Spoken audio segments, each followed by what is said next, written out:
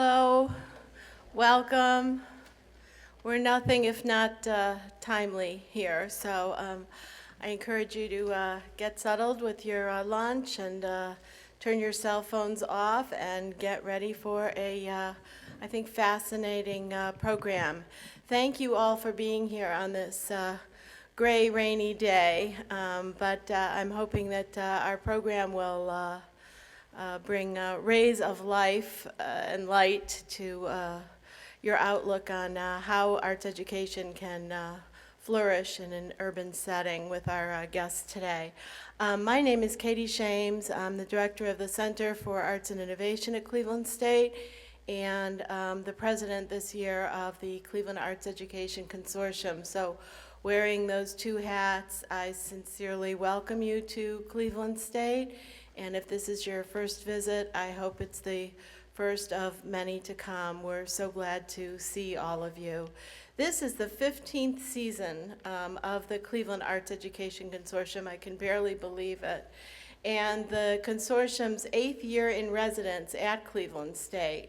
And this year promises many really wonderful sessions, some at CSU and others at members' facilities around town, perhaps yours. We want to introduce our members to all the wonderful spaces and programs among our membership, and so the meetings are held throughout the city to get you familiar with those spaces and hopefully have you return again to partake of our wonderful art scene. Today and during the February session at the Cleveland Institute of Art, which is a spectacular space, we'll focus on urban education and the arts. In February, we'll also feature the consortium's first film showing in the brand new CSU-Tech Theater.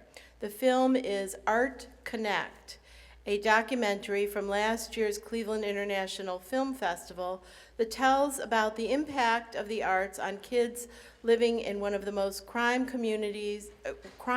communities in Trinidad, Tobago. The film's director, Miguel Galafare, is very pleased to have a second Cleveland showing of this important film. At Waterloo Arts in December, we'll talk about what's next for arts in the county. And in April, the conversation at the Rock and Roll Hall of Fame and Museum will be about accessible, engaging digital arts education. So be sure to mark your calendars and join us. And Judy, the manager of the Arts Education Consortium, is a wonderful resource for your questions about any of our activities. I want to mention quickly about Issue 8. Part of our mission as a consortium is advocacy, and we need to do all we can to ensure the success of Issue 8 this November. I think there's barely a member in this room who isn't touched directly or indirectly by the wonderful funding stream that Issue 8 provides. We need to always remind people that this is not a tax increase. This is just a renewal. Many voters do not understand what the real issues behind Issue 8 are, and it is up to us in our respective capacities to get people informed. So please sign up for this Saturday's East Side, West Side CAEC Lit Drop in Cleveland Heights and Lakewood Heights neighborhoods. So this is something that we've taken on as our group's efforts in getting this renewed. So if you're not available Saturday, call Mike Bowen in the campaign office, and his cards are on the back table to get yard signs, make phone calls, and poll watch on November 3rd. Volunteers are still very much needed, and please check with Judy if you want particulars on what will be happening this Saturday. Okay.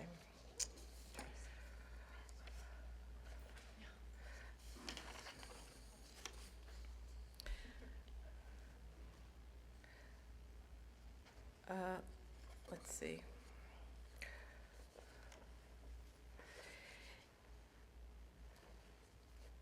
We're happy to have our Dean of Education, Dr. Sajid Zakaria, to welcome our guests for today's program.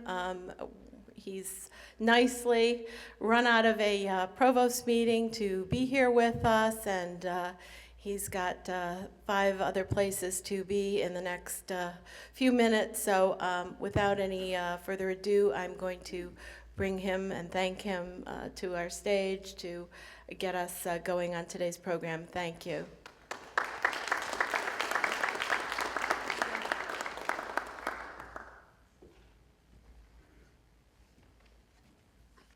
Thank you, Katie. Katie's been such a leader in arts education in both at CSU as well as in our community. So thank you, Katie, for all the work that you do. So it's my pleasure to welcome to Cleveland our Columbus educators and today's speakers. In particular, I would like to welcome Dr. J. Daniel Good, who is currently the superintendent of the Columbus City Schools. No. Welcome, Dan, to Cleveland and Cleveland State University. And welcome also to our attendees today, the members and guests of the Cleveland Arts Education Consortium. We at CSU and Cleveland Arts Education Consortium continually strive to make a difference for all students and to develop informed, passionate educators and help us work to strengthen education for children and families. We look forward to hearing about the state of the schools in Columbus and how the arts fit in and spark disciplined, creative thinking at all levels of learning. While everyone has our guests' bios and information about the Columbus City Schools and the Wexner Center for the Arts, we have among our midst someone who is well loved in the communities he has served. I would like to mention a quote found in the Columbus Dispatch in Westerville, where Dr. Good was the superintendent before coming to Columbus. A parent was quoted as saying, "He remembers not only your name, but your story, and that's important to the community." Once again, a special welcome to Cleveland to our guest, Tracy McCambridge, an arts educator at the Wexner Center for the Arts, Dr. Lauren Busek, and Hilary Sarouche, teachers at the Starling STEM School, and Dr. J. Daniel Good, superintendent of Columbus City Schools. We are pleased to have you all here today, and thank you for coming to Cleveland. Thanks, Dan.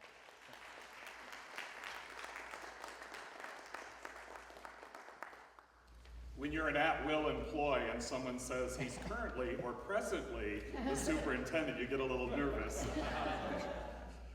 Well, thank you, Zach. Thanks, Katie. Thanks, Judy. And a special thank to someone who isn't with us today, but someone I had the really great fortune, to invite to join the Ohio Department of Education as my director of the arts curricula, and that was Nancy Pistone. And I know that many of us wouldn't be here today had it not been for her influence, and certainly she continues to carry the banner on our behalf in advocacy across the state and across the nation. I'm also so very privileged whenever I have an opportunity to be with my colleagues who are both in the arts community and in the arts education community, and so it's a real pleasure for me to be joined by Tracy, Hillary, and Lauren today. Thank you so much for coming up. It was a beautiful drive this morning. In spite of the rain in Cleveland, the trees are just spectacular. So y'all come down to Columbus. We'd like to have you. So when I shared with people that I was headed north to speak to the Cleveland Arts Education Consortium to share my perspective on making room for the arts in our schools, some of those who didn't know the group opined that I would enjoy my time being surrounded by those artistic types. Yeah, you know, they said actors and artists, dancers and musicians. And I corrected this individual saying, no, these are teachers and educators. And the individual said, oh, so they're starving artists.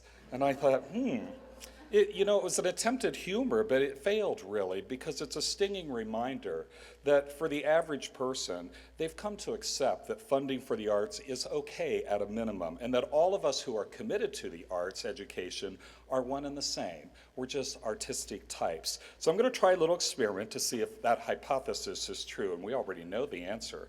But I'm going to put 4 words up on the screen, and I want each of you to pick the word that best describes you or what you like. Here we go. Don't say it out loud, keep it to yourself. The words are self-confident, structured, sensitive, and don't you hate it when people read slides to you? But I'm going to do it. Here's the next set of words. Are you more spontaneous, consensus builder, dreamer, analytic? Do you like to be involved in groups? Do you like to organize the events? Are you more straightforward, or are you kind of an explorer?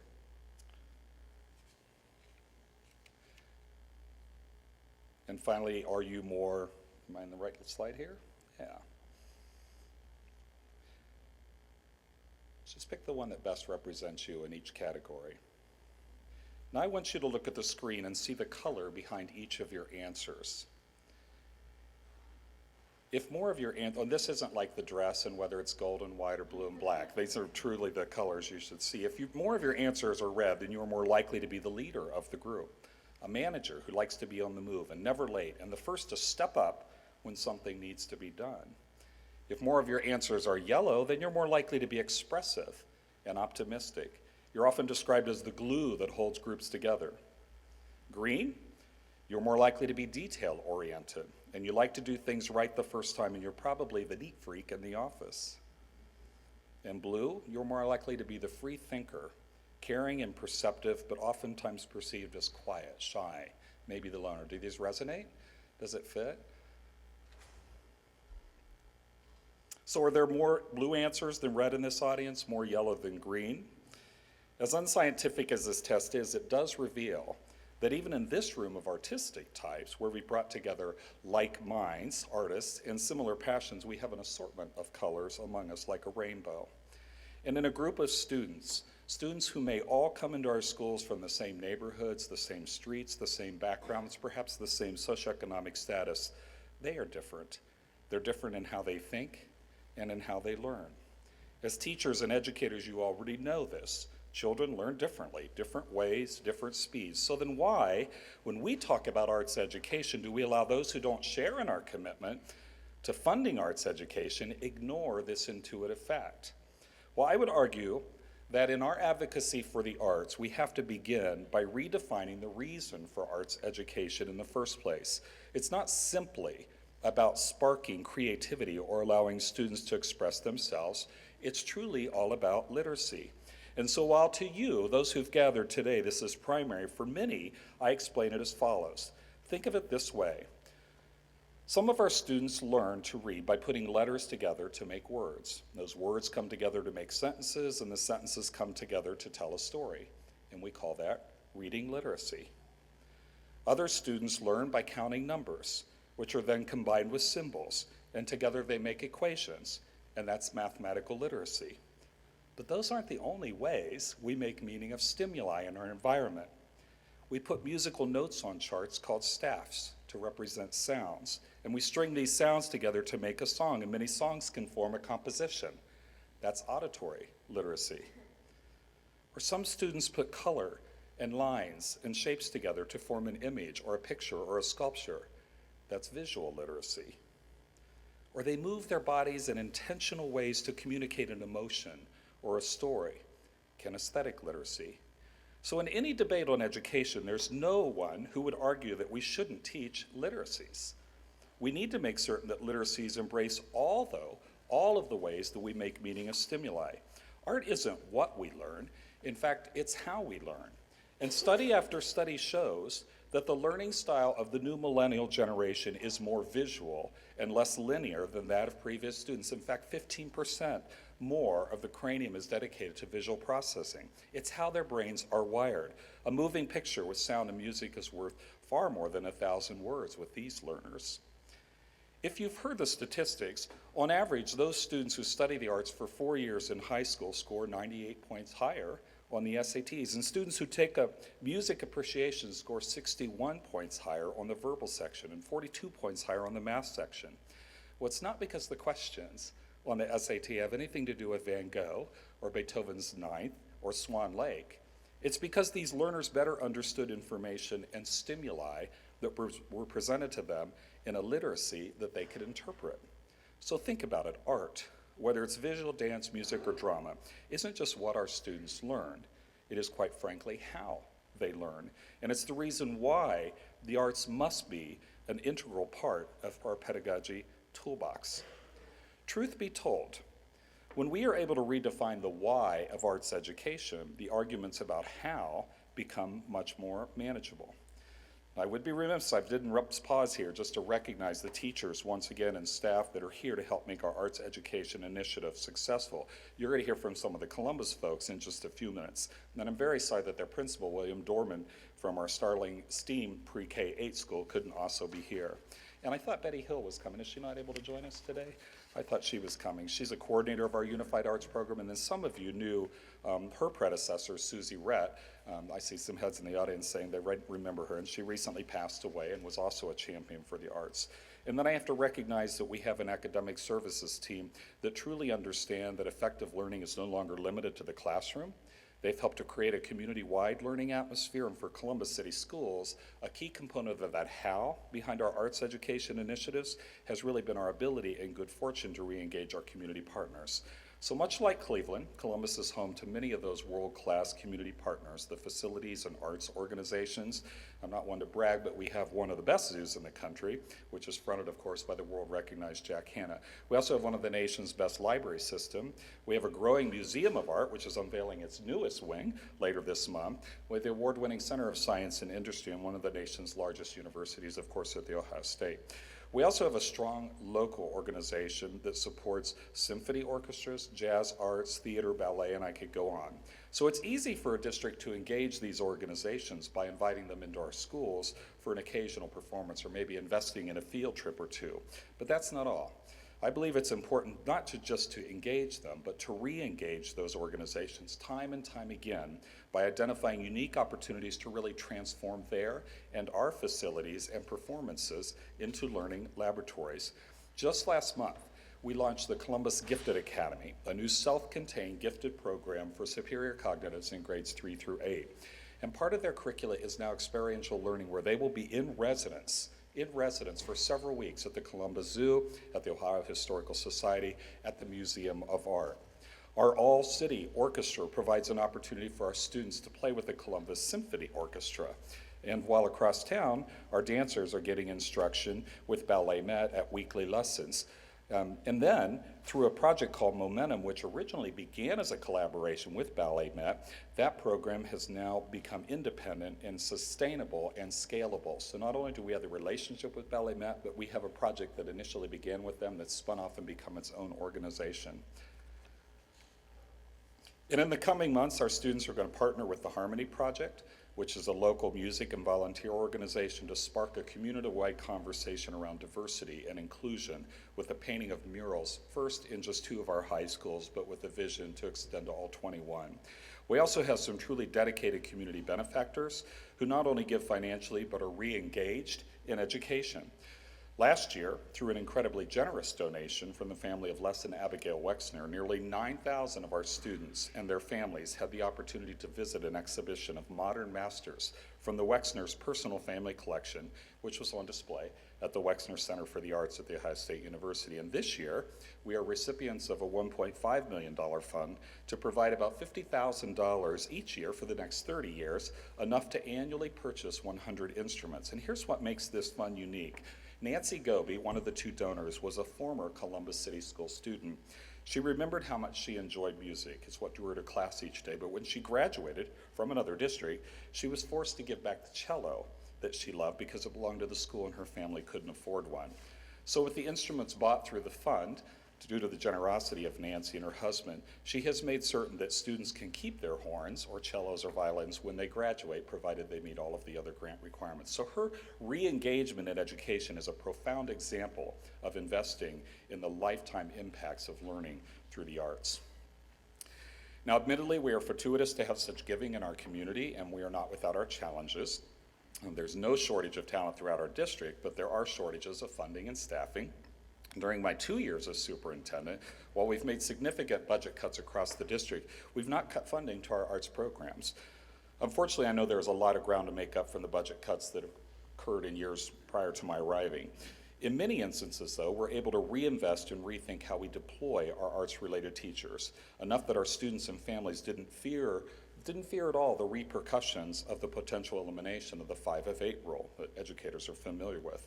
The grants that we've procured have allowed us, in fact, to add teachers, splitting their time across schools. And when possible, we've assigned 2 teachers in one area of focus at school to allow for even more specialization. For example, splitting orchestral and marching band or media and traditional art. But I think our greatest accomplishment has been removing the barrier to the full continuum of arts education by offering a pathway that extends from preschool all the way through graduation to our students who excel in the visual and performing arts. And you see the names of some of those up here. We have more than 1,600 students enrolled in those 3 schools. There's the Duxbury Park Arts Impact Elementary School, the Arts Impact Middle School, and then Fort Hays Arts Academy.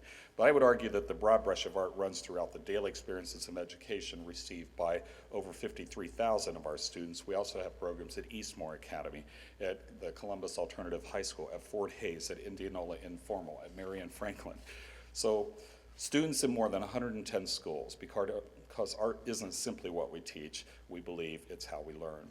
So I'm excited for you to hear from our partners at the Wexner Center, from 2 of our all-star teachers. I'm going to end with this thought, something I believe that art, in fact, in being educational and it's inspirational. No matter what the media or type of performance, as you know, art has the unique ability to open our hearts and minds, allow us to explore the heights of our imaginations, and connect us in spirit with our communities. In our ever-changing world, it's the arts that help us experience a life in a diverse palette of colors and tones. And so as educators, we owe it to our children to give them the greatest opportunity to succeed, no matter where they are on the rainbow.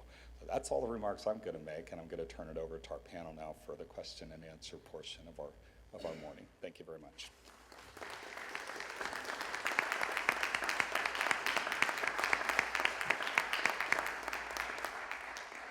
So, and I think before we jump into the question and answer, we're going to tell you a little bit about our collaboration that we did this past year, where we really integrated the arts into what Starling was doing. Let me try to find, my screen looks a little different here. Did I delete it? Sorry. Let me see. Where did the folder go? Did you delete a folder that was on here? Let me see. Oh, here we go. Sorry. These are just images from the past year. Essentially what we're going to do is just kind of tell the story. So this is not just going to be about me. This is going to be the 3 of us kind of filling in, sorry.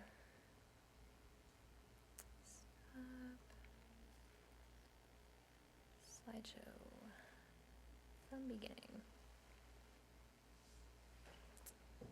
Oh, it is, okay. Okay, cool.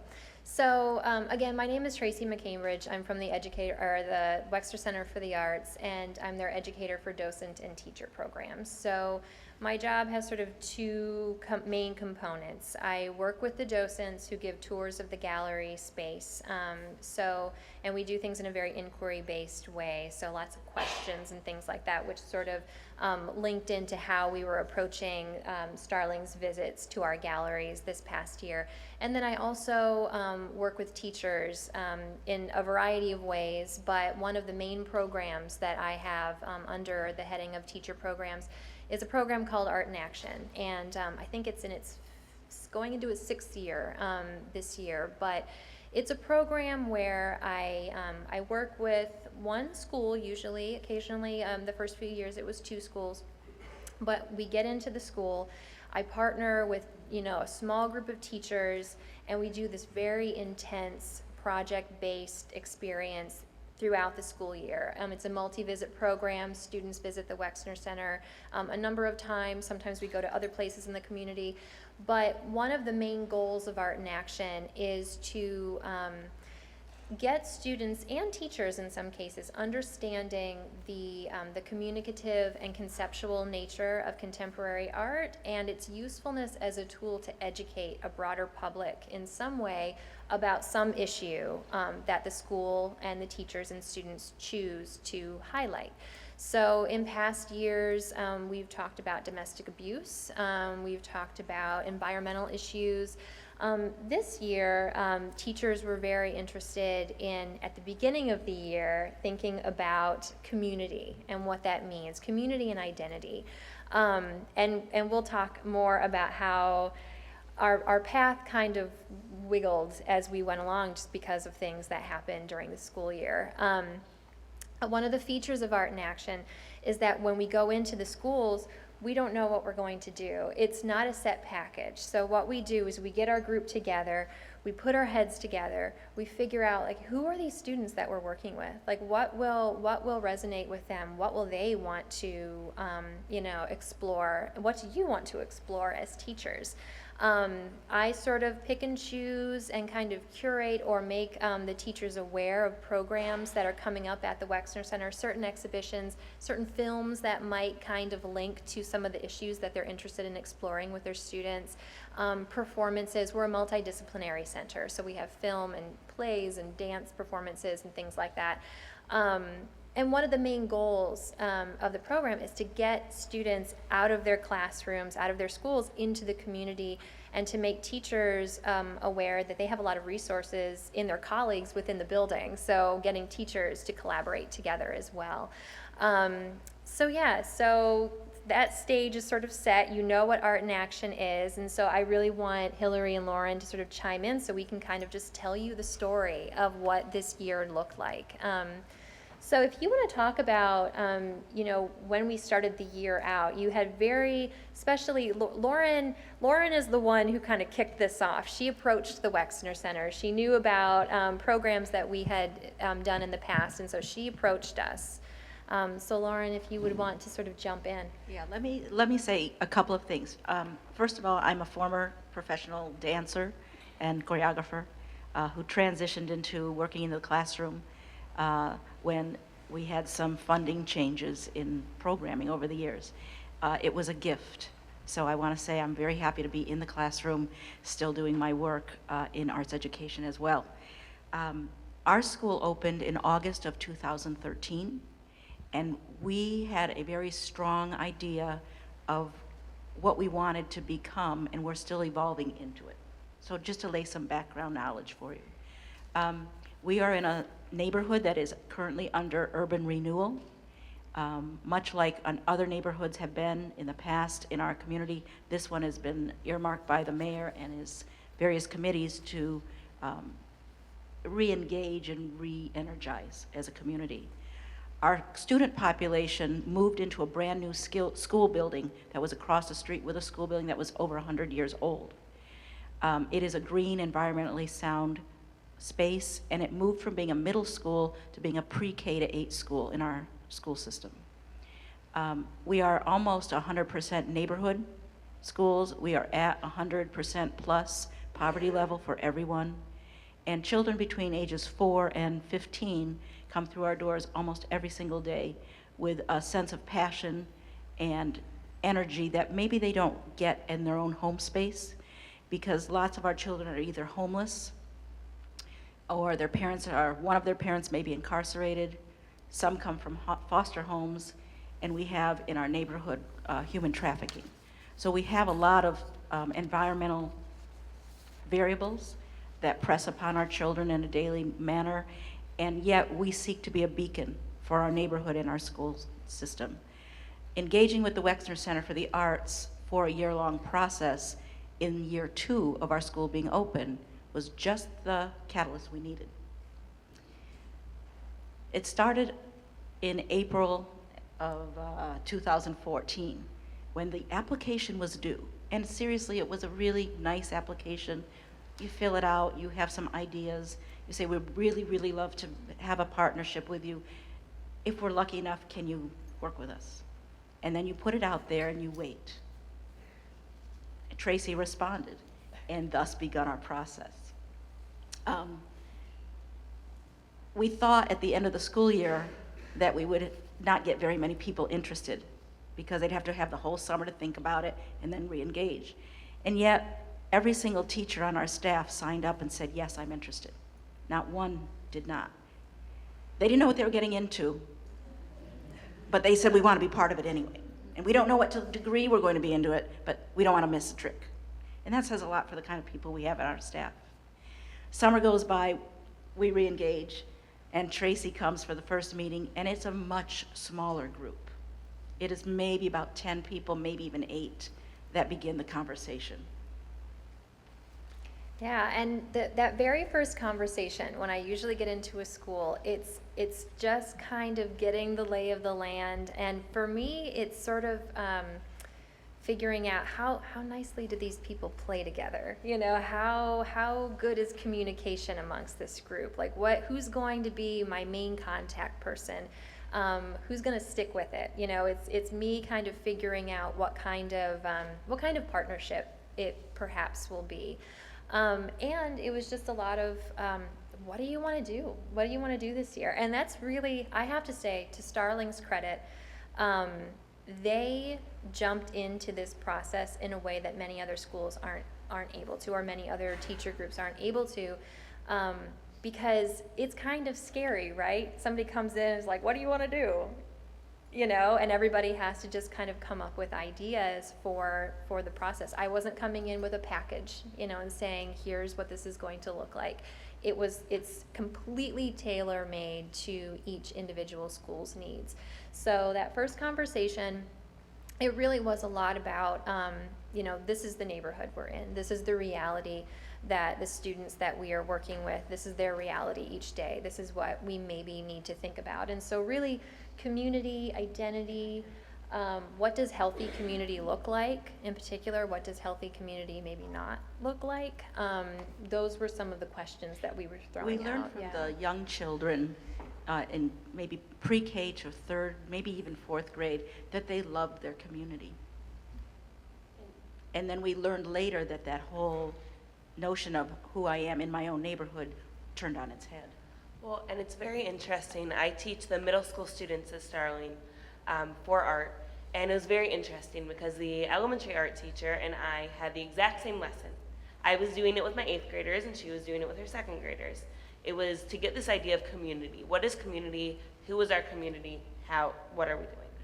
Well, she came back with her 2nd graders and was saying about how wonderful it was, how they love their community. They get to work with their friends. They work with their neighbors, everything else. And in talking with my 8th graders, they're like, our community, it's awful. They're like, there's drugs, there's prostitutes. They didn't even realize that their name of their community was Franklinton. They only know it as the Bottoms. And they were going and talking, we live in the Bottoms. There isn't anything good about this. So it was very much that conversation of what happens between 2nd grade and 8th grade, and how can we combat this in our school. Being a school, and these 8th graders were students who did start at the middle school only. So they had gone through the elementary school and then started at the middle school before the school had changed over into this pre-K through 8 building. And last year was also my first year at Starling as well. So I came in a little bit late to the game, but it was really great to be able to work with these students and talk to them and see where this disconnect is happening. And not exactly sure, but I think it really is starting to happen once they hit that end of 4th grade in the middle school mentality of really wanting somewhere to fit in. And through working with this project and other arts integrated projects that we have been at school, they're starting to find that fit at school. They're starting to want more things. My students came to me and said, during lunch, could we have an art club this year? Last year, they wouldn't have asked that at all. They just wanted to sit and talk to their friends. Now, I have an art club in my room every single day during lunch. It's a really wonderful thing to see them grasping towards the school and towards a positive community, and I really think a lot of it had to do with how much we came together with the Wexner Center and with this program and other arts programs we're doing throughout the school. Right, and I think that looking inward sort of way of moving forward, that was kind of fostered by some of the veers in the road that happened, and I don't know if you, one of you wants to share what happened and kind of changed our plans. Within the first 3 weeks of school last year, we had a death of one of our students. As a matter of fact, just before school started, one of our students was murdered in a drive-by that was intended for the person next to her. It was one of our 8th grade girls. Within 2 weeks after that, maybe 3, we had another student die of natural causes, medically having some issues, also an 8th grade girl. And then within a couple weeks in that time period, we had a 3rd 8th grade girl commit suicide. It turned us yet again on our heads, because the idea of identity, the idea of community, became a different kind of conversation in the classrooms. We were in shock 3 times more. And so the scope and nature of our project began to shift because we began to ask different kinds of questions. Right, and that's one thing, this situation was definitely unique, but stuff happens at every school, especially in, neighborhoods where, students do get hurt, or, parents, something might happen to a parent. And so that's one of the reasons why this program is created, to sort of be able to shift lightly on its feet so that things, can move if they need to. So I definitely think our focus started turning into, what can we do to build a really strong community within this school? Because it was a time where grief and healing needed to happen. And so our focus really kind of shifted in that direction. And I would say soon after that was our teacher workshop, right? But first, in the fall, trying to think about what happened chronologically. In the fall, students went to the Transfigurations exhibition. And that was all of the 3rd graders or 7th graders? I think we had several grade levels go. Right. We had 4th graders, 7th graders, and at least the 3rd graders and 8th graders too. And Right. one of the things about that particular exhibition was that we were very, very fortunate as a school district to have lots of our colleagues also go with us. But for us personally, it allowed us to see art in ways that we've never seen art before, through masterworks that the Wexner family had collected over years of time. Some of our teachers, and I'm thinking of one particularly, a 4th grade teacher, was very much against going at the beginning. I remember. She could not even wrap her mind around the fact that they would see bodies, unclothed bodies, let alone distorted in a Picasso. It just wasn't, she just didn't have an idea about it. And yet on faith, she took her students, and in the hands of the docents at the Wexner Center, she was transformed. Her children had a direct dialogue with the works of art. The docent filled in some of the gaps, and she was fascinated by the fact of how they responded, not only verbally within the moment, but then later in reflection as they did some writing around the work. Yeah. And she was right on board after that for the rest of the project. The exhibition was comprised of works by Pablo Picasso, Giacometti, and Dubuffet. So those 3, and But soon after that, we had a workshop for the teachers. And before, I think during the summer too, we had an opportunity for teachers to get into the galleries with me, learn about sort of some slow looking, to sort of think about the types of thinking dispositions that are kind of cultivated in a gallery space. So we did that as prep before any of this happened. We, in the winter months, had a workshop where teachers essentially played together. We had a new show that was opening. It was all fiber sculptures.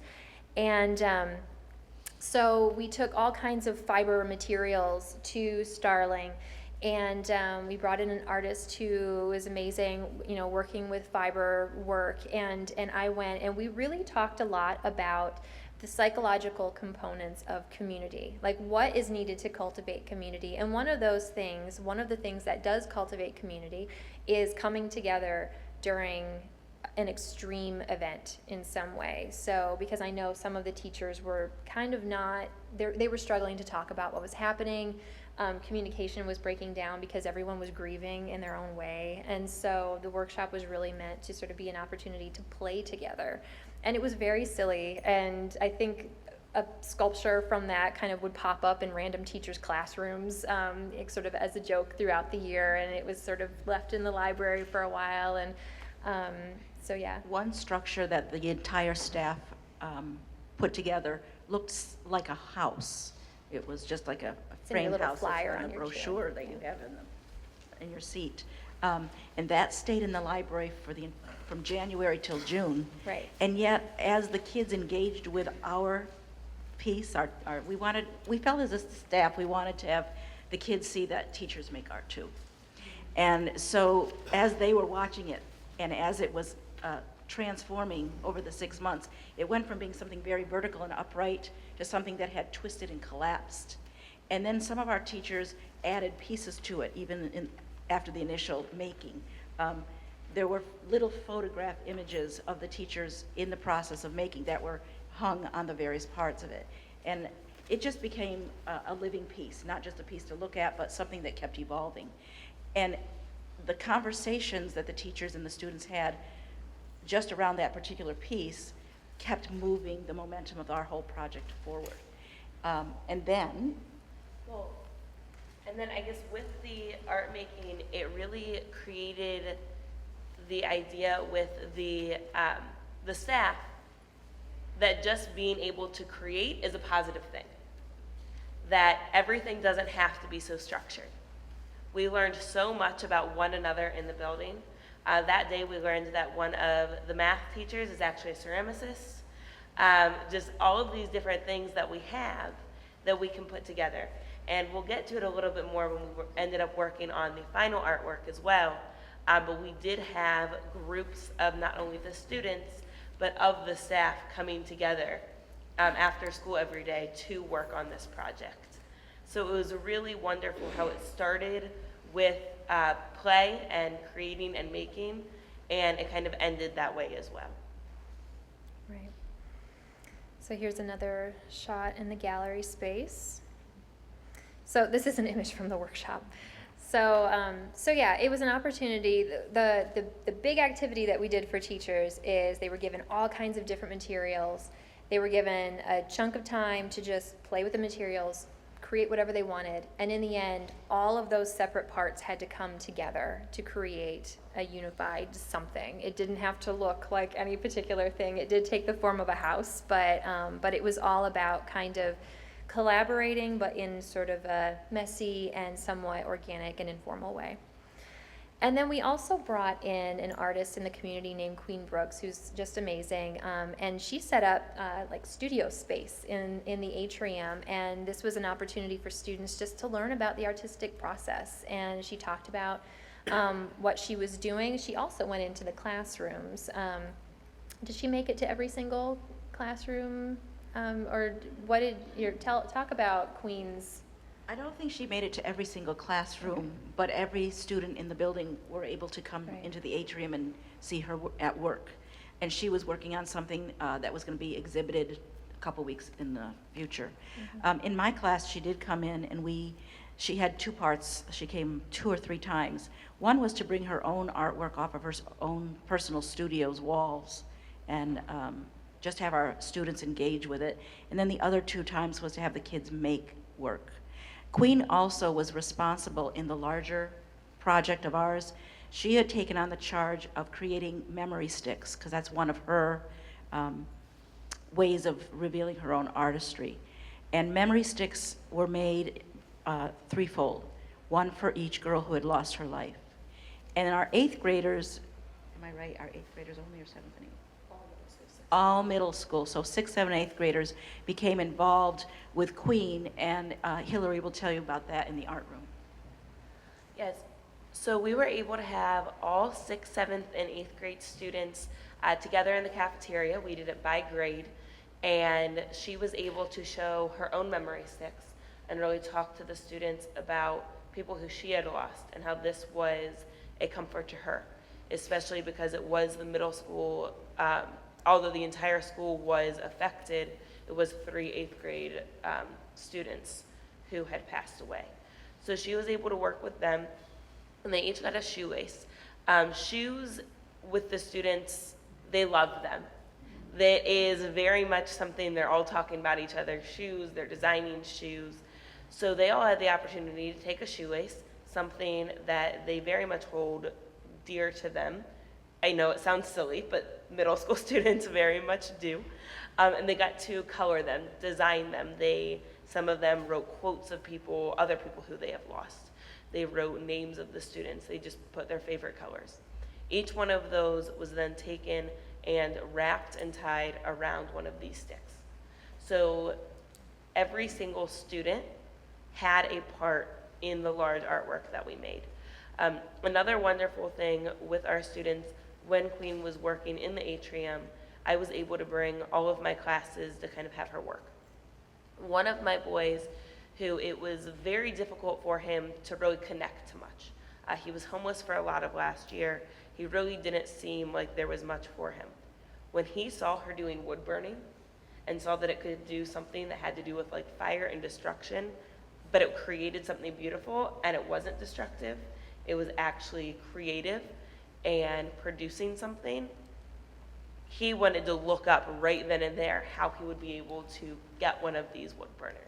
And that is what he got for his birthday. And was actually able to talk to Queen of different techniques and learned how to do it himself. And especially from a student who did not have much, who did have, normally showed his emotions through anger, was able to now show his emotions through art.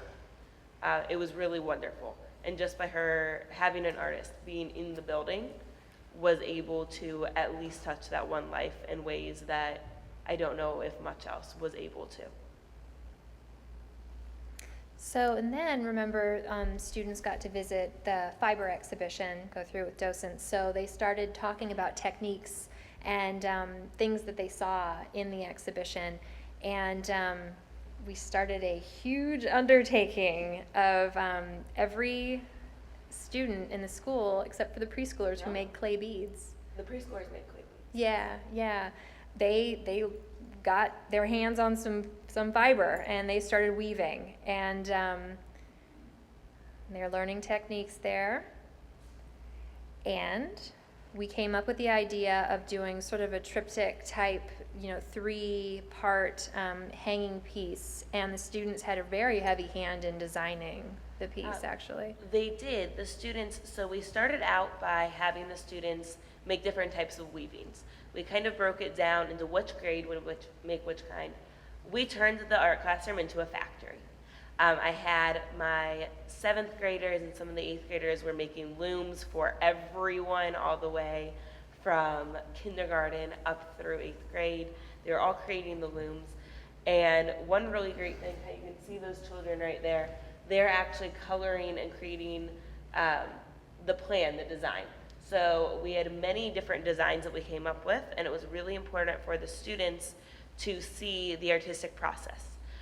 We're very much with talking about STEM, talking about the scientific method, and for them to see that the artistic process is just the same.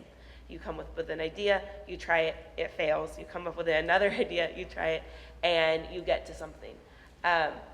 We ended up coming up with the idea of a garden.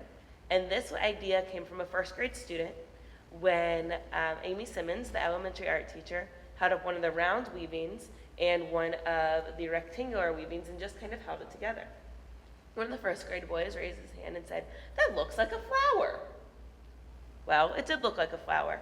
And from then, they had the conversation of what they could do. And you can see a little bit up there, and it's also in the brochure, kind of a small version, that we made flowers out of some of them and had it as growth as well. So almost coming from the mourning that we had into growing as a community. And since I'm in the classroom teaching 3rd grade, we did a lot of integration with the arts and other subjects. Graphing became math, laying it out became design, learning about the history of the artworks from the Wexner Center, talking about healing and transformation and all the type of emotions that come from within, situating it in our own community as social studies. It was just blending and blending and blending of each of the aspects, and using various reading resources that were connected to newspaper articles, magazine clips, blogs, also became part of our work.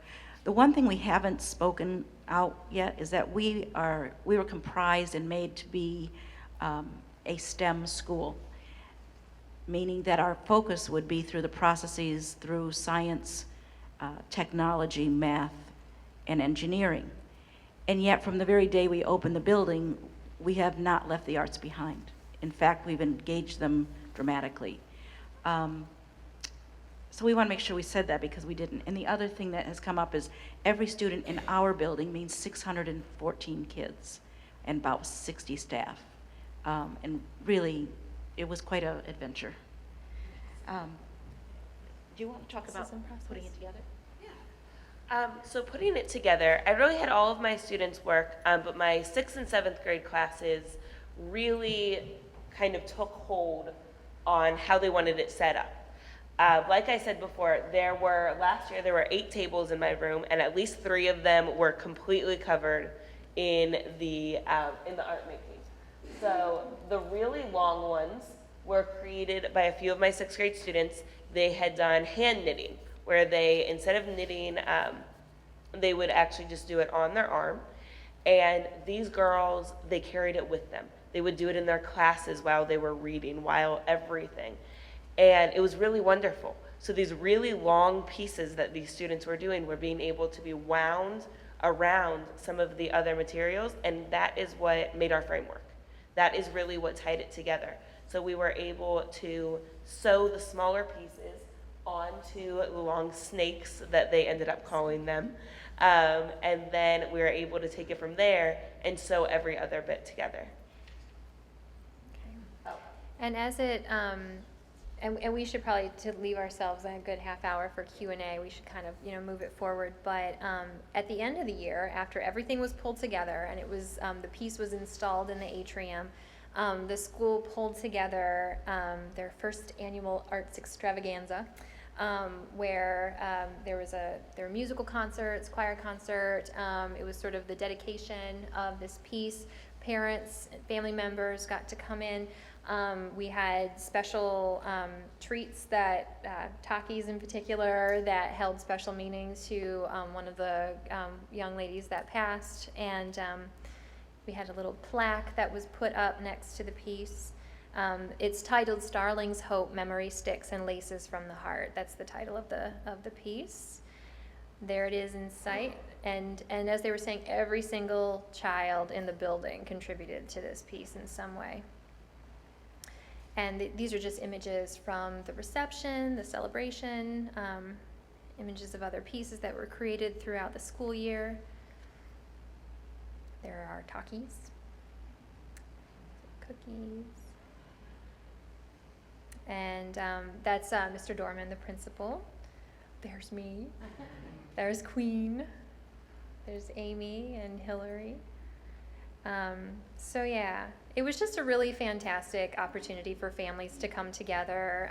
There was a dance performance that was created, inspired by the project.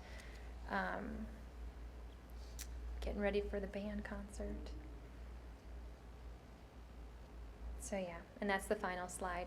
So before we open it up for questions, do you have any final things that you would like to say? It was just a really wonderful project. Being able to see it from the beginning and then working, we got to a point where there was just yarn everywhere. Students were able, I had one student in particular that actually, Lauren was able to set up with the ballet met as well. She sat there and she sewed the backing of each one of those onto it, pretty much all day long, getting this done, a 7th grade student.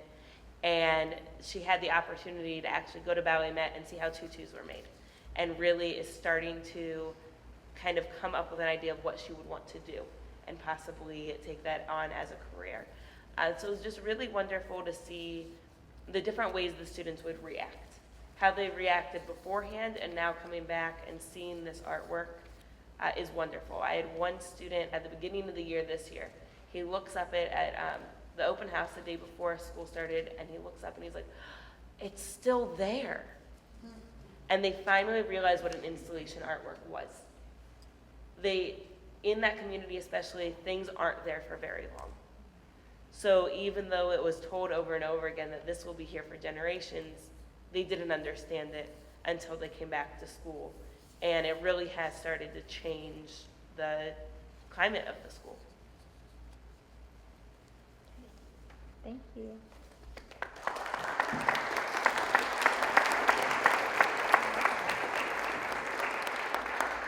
Thank you so much. Before we go to questions, I thought it might be nice for you to learn a little bit about who's sitting here. First of all, we need to welcome 2 new consortium members, and I'm excited to welcome Cleveland Ballet and the School of Cleveland Ballet. They joined last week. They, of course, just premiered at Playhouse Square. It's a very exciting adventure for those of us that live in this area. And the other is to welcome Great Lakes Light Opera. And I think a couple of people from the staff are here, Megan Thompson and Mark Swinnerton. Please stand. Let us give you a round of applause. Welcome. Thank you so much. The other thing is, we know that there are a number of arts teachers in the audience, and we know that you contribute so much to the lives of the children in this community. So please stand and let us give you a round of applause to thank you, and thank you for coming. So teachers from Cleveland. Look at that. Yay. And from the administration staff, we have Dr. Michelle Pierre-Farid. I'm so grateful that you've been able to juggle your schedule to come. Please stand. Let us give you a round of applause.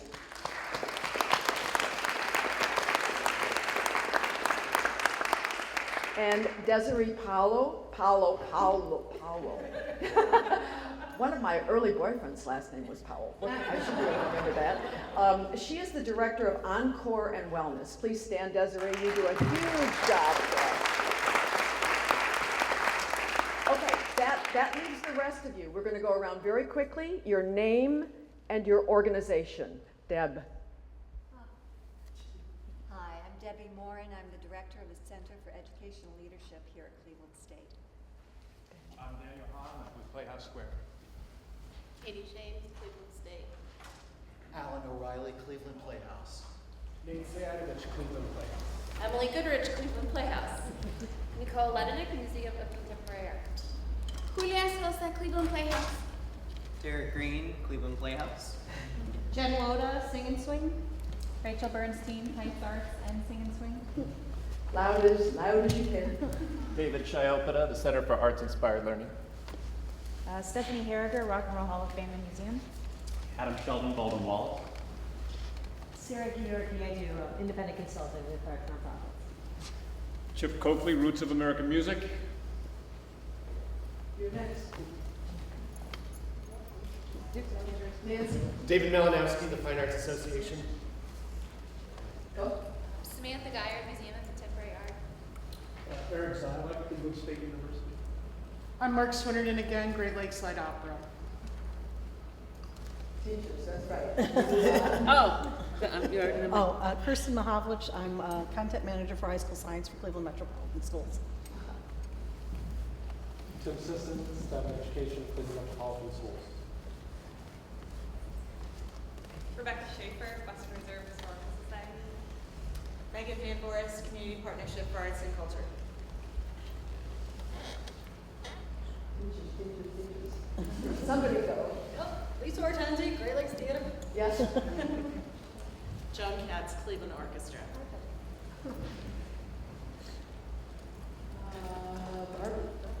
Barbara Bechtel, Broadway School of Music and the Arts. Amy Rosenbluth, Lake Erie Inc., a writing space for you. Judy? Judy Torigno, Center for Arts and Innovation. Megan Thompson, Center for Arts Inspired Learning, as well as Great Lakes Light Opera. Beth Rutkowski, Groundworks Dance Theater. Lynn Johnson, the Music Settlement. Michelle Epps, Spaces Gallery.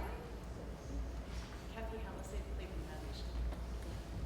So, very broad, very broad. Large and small organizations are members of the consortium. We have a membership that's based in Cuyahoga County, and so that's why we are all very eager to pass issue 8. So you need to move to Cuyahoga to vote. Anyway, let me grab one of the mics and gather questions. So here we come. Who's got a question? Dan. First of all, thank you all for being here in Cleveland today. It's great to have you. Since the State of Ohio report card doesn't score the fine arts in its measurement of improving school districts, do you feel in Columbus any pressure to have assessment that shows the fine arts are moving the testing needle and other subject areas which are on the report card?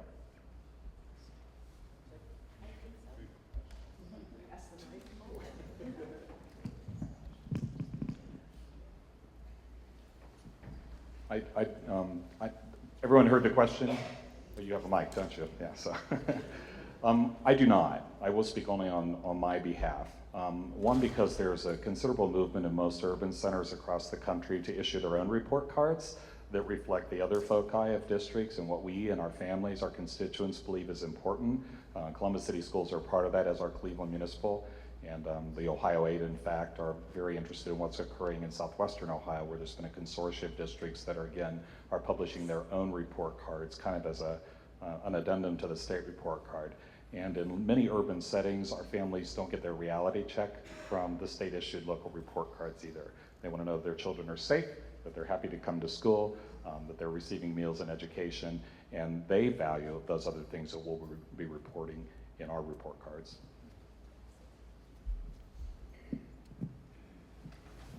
Coming at it from a different angle. You got it's going. I can't. I worked on the National Core Arts Standards writing team, and we know that there are 5 dimensions of the discipline that are now being invited to be at the table. We also know that the No Child Left Behind revisions are including the arts as equal, which is a real different step in terms of policy. In our state level, I was fortunate to be part of the Battelle for Kids Ohio Arts Initiative that was allowing us to provide some guidance for writing arts assessments, and that has just come out last week. So these kinds of things might be useful tools for bringing our arts and education ideas together, but they're not being reflected on any kind of state report card at this time. Another question? Jen. Hi. I think one of the most interesting parts of your project to me was that initial intervention with the classroom teachers and engaging them in that fun artistic project. I think a barrier for arts educators is that a lot of people still believe in talent as opposed to aptitude and just getting a chance to play. So I'm just curious what kind of impact you saw with those teachers in terms of breaking down some walls and understanding that we all can participate in the arts and be artists, even if they don't conceive themselves that way. I think part of what I saw, especially a lot of the other teachers were kind of looking at me as being one of the art educators in the room. And it was one of those kind of just getting the materials out.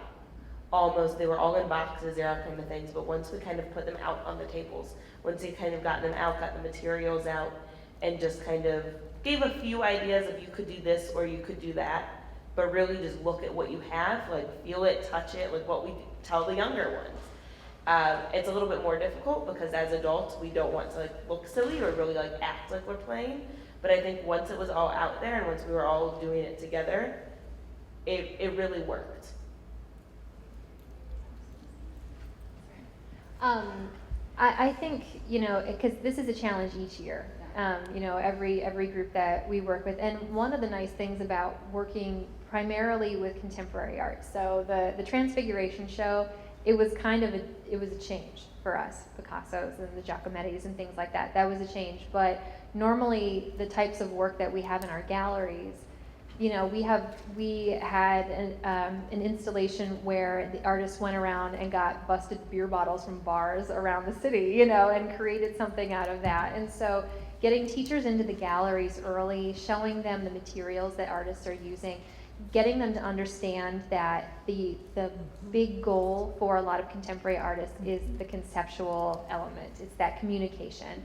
Then they can go with it. You know what I mean? It's getting them to understand what contemporary art is really trying to do. I find each year that's something that really, really helps, you know, in working with any teacher, you know, no matter whether it's an art teacher or social studies, you know, science, whomever.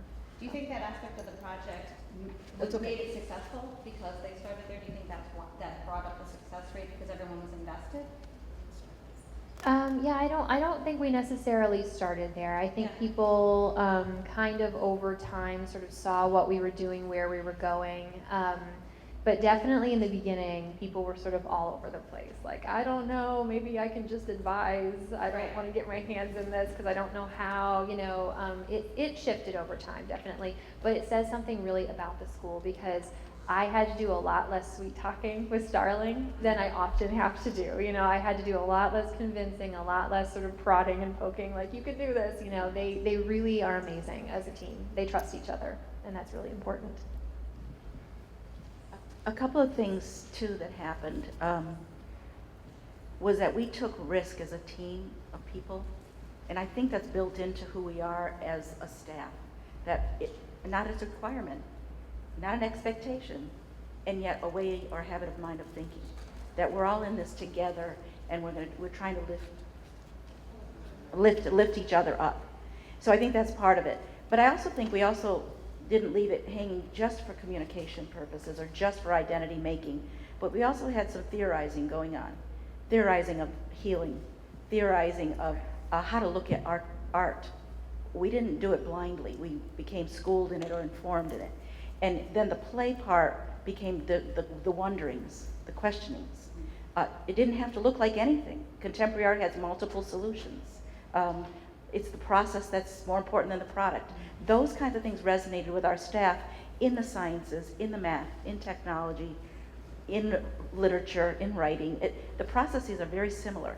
And so as an inquiry-based, project-oriented school, it leveled the playing ground for us in one way, and then it excited us or sparked us or inspired us another way. I do want to mention that we also had another residency going on, and it also pushed our teachers in a different way. Cleveland's Dancing Wheels was also on site with us for a couple of weeks over time. And we worked with our next door neighbor, which is a Franklin County MRDD school. And it was all still about identity and making connections with our community. And yet, having the physical dimension through movement and dance, having the idea of we're all celebrating difference became key. They were threads that were moving through the school the whole year. So it wasn't just any one dimension. It was the way we were thinking about ourselves as a community. Another question. I have to move the plan, so there is a request. They call it for video purposes. At Cleveland Playhouse, we partner with quite a few Cleveland metropolitan schools, and something we've encountered is when testing is taking place, kind of the whole school, falls into this testing atmosphere. And a couple principals we work with, felt that there needed to be a moratorium on all kind of after-school programming so the students could fully focus on the tests. And it really, was a challenge for us, during those times. So I'm just wondering any interactions you all had with testing and how that affected your programming. I can speak as a third grade teacher who's bound by the guarantee that everyone will pass in third grade. But I think I'm only one person that has a viewpoint. I mean, there's multiple viewpoints here. Trying to have our children learn to the capacity that they can with the challenges they come to school with is very difficult. But the bottom line, at least in third grade, is they are supposed to pass anyway. Having arts instruction infused into curriculum in other areas helps that process move. And it enlivens their learning and sparks their interest to even want to be there, let alone learn. The reality of the testing is with us, period. It's not going to change, not for a while, if it ever does. So the question isn't stopping or starting, it's how do you negotiate it? And how do you become a source of camaraderie within it? Because it's not, it's like a pillar, it's not gonna move. Different principals have different thinking about how that happens. Some stop a month ahead. Learning doesn't stop at any time.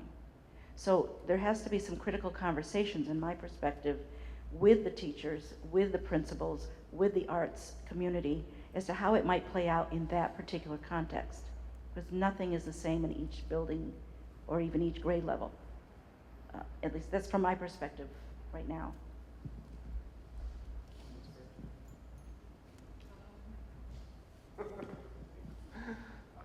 Following the tragedy that happened in your 8th grade classroom, could you tell me more about the conversation that surrounded those art projects and how you might use art to combat that sense of fear that students might not feel safe in their school or community? I think a lot of it was just having them, right? Well, I know especially the one that they all definitely touched very much so. The first student who was murdered, that was the week before school, and not being there the year before, I did not know this really many of the students. But so her sister was in my class, her younger sister. So from what I saw, especially after the third student who passed away after she had committed suicide, it was very much this, what can we do? We need to find a way to put the arts. I had one of my students who, I will never forget this anytime that I teach. I was walking by, I had 8th period planned that year. I was walking by the room and she had found an office closet, and that is where she had hunkered down and found a place where she felt safe. So she was this girl's best friend and had thought that it was her fault. So it was getting a couple of her other friends in there, getting paper, getting colored pencils, sitting there, just talking to the students. She would not leave her space, but she invited us to in there with her. And it was just coloring and drawing the girl's favorite foods and her favorite colors, which I now know were cotton candy blue and pink, and everything in my room were then cotton candy blue and pink for quite a while. We started doing a lot of projects. It was right around Valentine's Day, and they're supposed to be each other's Valentines. So we thought of the idea of, what does your heart hold? Even though inside of you, you hold a lot of things. Even though the person is gone, they're still with you. So we talked about Jim Dine, who does a lot of artwork with hearts. And my 8th grade students actually made paper mache hearts that were hollow, that they were able to put images, put pictures, put names of people inside the hearts.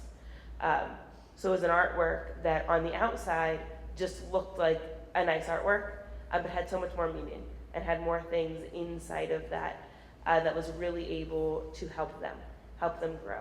And then this project that we were doing as well was a way for them to really see the community. The 8th graders struggled with that. They struggled with community all year long.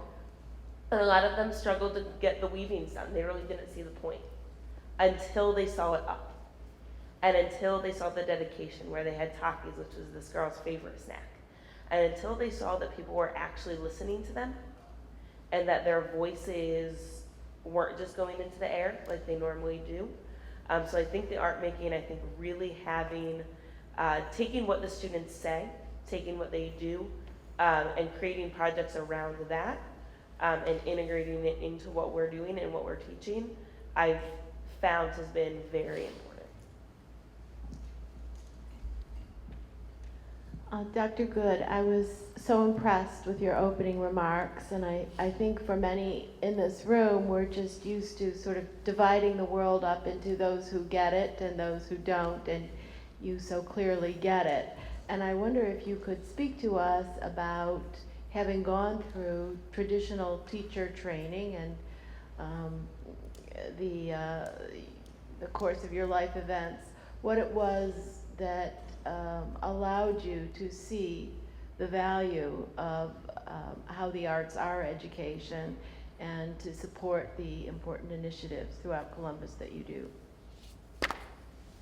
I'm really not that deep, but I appreciate that, that I have all these formative experiences and such. I will tell you, I did not go through a traditional teacher training program. I was trained as an informal educator through the British Progressive Movement. So I'm very accustomed, and Lauren and I are cut from that same mold. We both actually taught in the same location at one time, where, and this will sound so very coarse, and I apologize for that, but you don't waste a good crisis.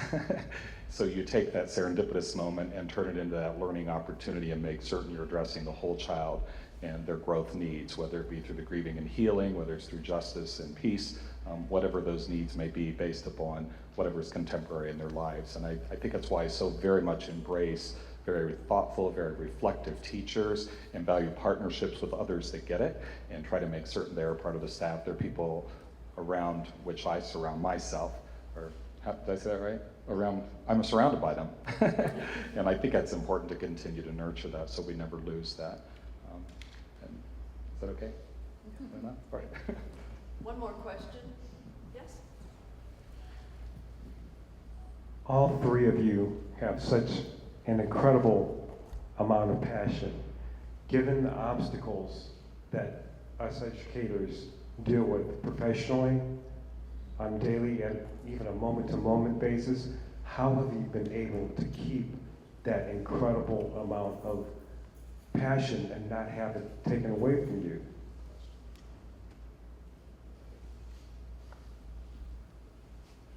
I can start. I guess, honestly, that's something that I have been kind of toying with recently as well, with all of the paperwork, all of the state legislator, everything that we're doing. I really think it comes down to working with my colleagues and with the students, being able to bounce ideas off of each other.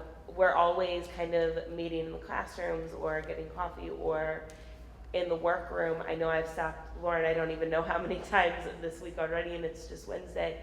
But just the ability to bounce ideas off.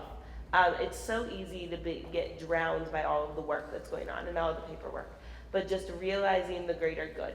Right now, we're actually working on painting a snowplow with the students. And one of the things, just talking to the students, teaching middle school, I go to the preschool and the kindergarten rooms just because they're so full of energy. So I really think that it's by talking to other people, and you say one thing and then they're like, have a different way to look at it. So I really think just being open-minded and having different ideas to bounce off. And also I have things that like I've been reading every night and just putting aside that this is something I'm going to do for myself is helpful as well. I've been working in the profession almost 40 years. Well, maybe it is 40 years. And I'm just as passionate today as I was the first day. And I think that's what we're talking about is how do you maintain it? That's what I'm hearing. How do you do it? You give yourself a chance to have different life chapters. It's okay to close one and open another. It's okay to shape shift. It's okay to negotiate and renegotiate. Because the contexts change, the ideas change, and you have to decide if you want to move along or stay behind. And at least that's how I feel about it.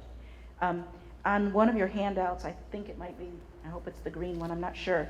It says about how we do what we do. That's actually something I wrote. There's just a series of words that guide our principals in the building and guide me as I'm interfacing with my current communities. I moved from being a dancer to a teacher to a teacher to a dancer to a college professor to a scholar to a teacher to a company manager to a performer on stage.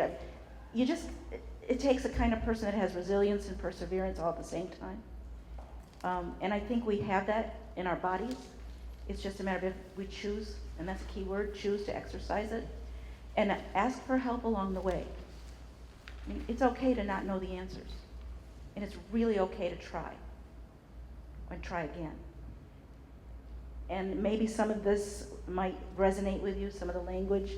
I also wanted, as we're closing, to let you know that our principal, Mr. Dorman, could not be here today because his own boss was on site. And so he felt, I didn't even remember to tell you that, that he couldn't come because he had to be at our school. But he wanted to be part of this very much. And he has some words, so they're jotted down on one of your papers in his own words. And I think if you take a couple minutes and just look, it's the administrator coming together with the inquiry person, with the artist folks, with the social conditions, with the environment, with the context of 2005. It's that intersecting or the nexus that makes all the difference. And if you can hold on to yourself within it, but not so tight you can't make change, then there's at least an opening for you to start again. Thank you.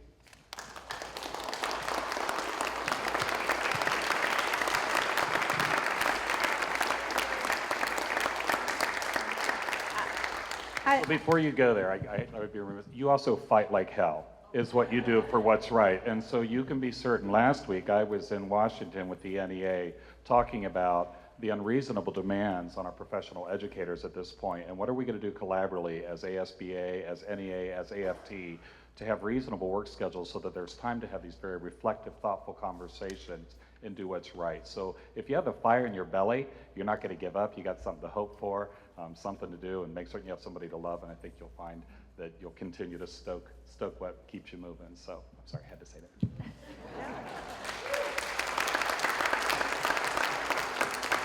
They're very wise words, and I think the idea of fighting and adapting are words that we can use in all contexts of our life, not just in our work as artists, administrators, and educators.